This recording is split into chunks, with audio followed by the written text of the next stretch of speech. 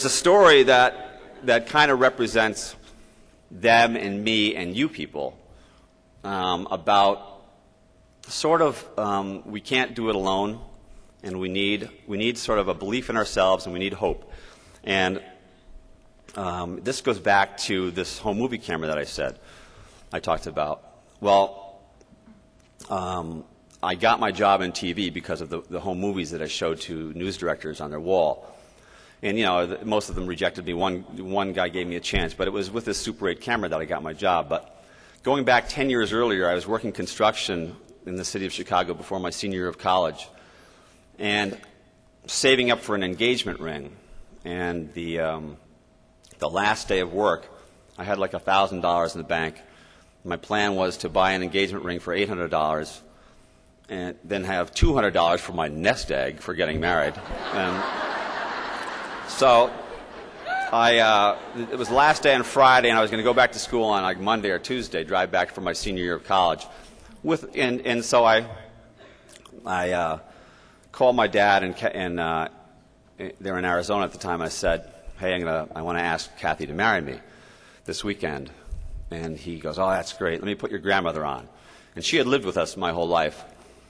And she gets on the phone, and she goes, I want to give you my mother's ring. And I had never, being one of 4 boys, we didn't talk about rings or anything like that. So I didn't know that she had been saving her mother's ring for the first boy who got married. Her mother was from Ireland. Her name was Bridget O'Halloran, and she was a farmer's wife. So she had it in this little box.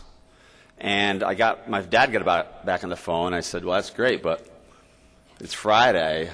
I wanted to buy the ring on Saturday, give it to my wife on Sunday, and leave. I can't, I don't have any other chance. There's no FedEx in '69.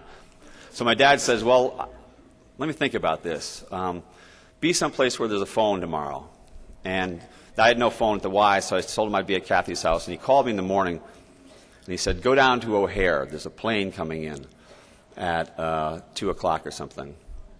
So what my dad did was what you couldn't do today with all the distrust in the world, with all the metal detectors. But he took this ring, this diamond ring, and went down to the airport in Phoenix to the departure gate and waited for a flight attendant to show up. And he said, excuse me, would you bring this ring to my son? And so when he called me, he said, yeah, she's got brown hair. He trusts everybody, that dude. So I go to the airport, and plane empties out, and I see all these flight attendants sort of like looking around like, what idiot would give a diamond ring to a stranger? And so the woman sees me, and I'm just in a T-shirt and blue jeans, I'm a construction guy, and she comes over to me and she says, you must be the boy. And I said, I am. And out of her little pocket comes this diamond ring in a like a napkin. And she gives it to me, and she goes, have a wonderful life, and gives me a hug and walks away. And I'm thinking, like this woman came across the ocean trusting that she'd have a good life here. And now this ring went flying back across the country in the hands of a stranger, because my dad trusted her, this total stranger.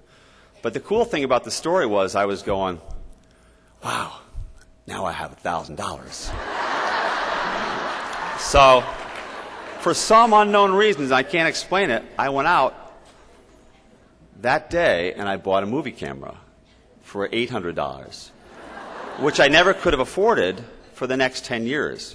And that movie camera gave me my job. And so I look back, and on this journey through the country, one of the places we stopped was this graveyard in New Jersey where Bridget O'Halloran was buried. I'm thinking, this is amazing. This woman, this ring is the only reason we're here. It's the only reason my parents are now going to be known by people around the country.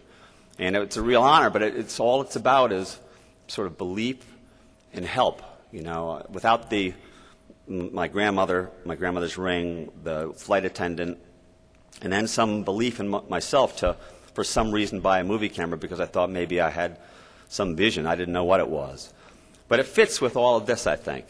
And I think that's why this is such a great organization and why I'm sort of humbled to be here and being allowed to speak in front of all of you people who have done such a great job.